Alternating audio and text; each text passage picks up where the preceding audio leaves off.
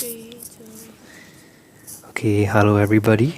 Okay, welcome to our video demonstration of group number 6. Over here we have our boost converter, and a boost converter is made out of 3 parts. Okay, the first part, which is the actual boosting circuit itself, is over here. You can see our V in and with the pen, yes, our V in and our ground. So from V in we go through the inductor, and then from the inductor we have our switch 1, the MOSFET, switch 2, the diode, and the output from the diode will be split in parallel to our load and capacitor, both of which will go back to ground. So this is the boosting circuit, where the switching between these two will help to amplify our voltage.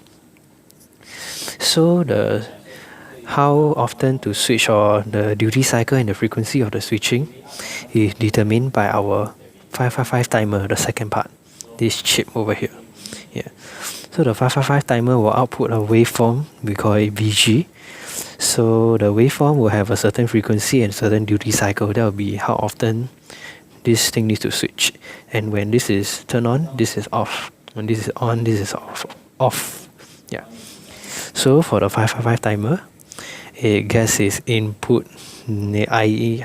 it gets its input VE from the op amp, which is the third part of the circuit. So the op amp has a V reference from the potentiometer, and the second input will be from the, I call it real-time V output over here, the green wire. This will be the second input to the op amp. So to summarize, V out, any ripples or errors will be feedback to the op amp, which after referring to a reference voltage will provide an output to the 555 timer to tell it how often to switch in the form of the 555 timer producing a VG wave to the MOSFET, which will then do the actual switching and thus help to amplify our voltage. So when we turn on the power supply, zoom in a bit.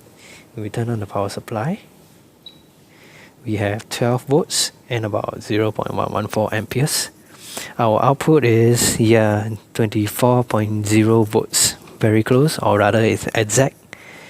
And our waveform of VG is over here. You can see a frequency of 23.4 kilohertz and a duty cycle of about 46.9%. That's our VG signal to the MOSFET.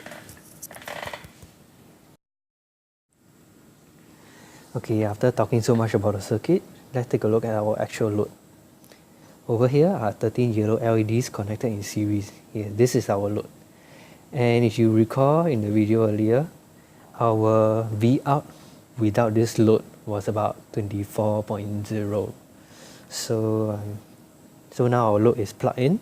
You can see V out and ground. We will take look at the LEDs. I'm going to turn the circuit on again, and it lights up at a voltage of also 24.0. Take a look. So our voltage regulation is quite on target. We have managed to reach 24 on the dot.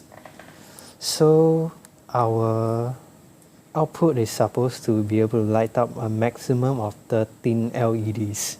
13 here. So to verify that, I'm just going to plug in one more, and we'll see that it will not light up even with the same voltage. Now turn it on, 24, and nothing over there. So in conclusion, our power is just enough for the exact target we want, 13 LEDs at 24 volts. Alright, now our circuit is working, our load, we can light it up. So let's take a look at the efficiency. Earlier we have seen the input voltages, the input voltage and the input current. We have saw that the output voltage is at 24 volts. So we have reconfigured the circuit just a little bit to analyze the output currents. So I'm going to turn it back on again. And oh, hold on a second. I forgot to take out one LED. Give me a minute. So we have 1, 2, 3, 4, 5, 6, 7, 8, 9, 10, 11, 12, 13 LEDs. So we will look at the output current for our 13 LEDs ideal load. So I'm going to turn it on and yes,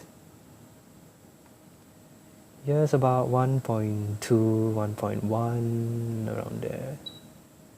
You know, LEDs are lighting up. And unfortunately, when we calculate our efficiency, it's only about 2%. So it's not exactly very efficient. But yes, so that concludes our short analysis of our efficiency.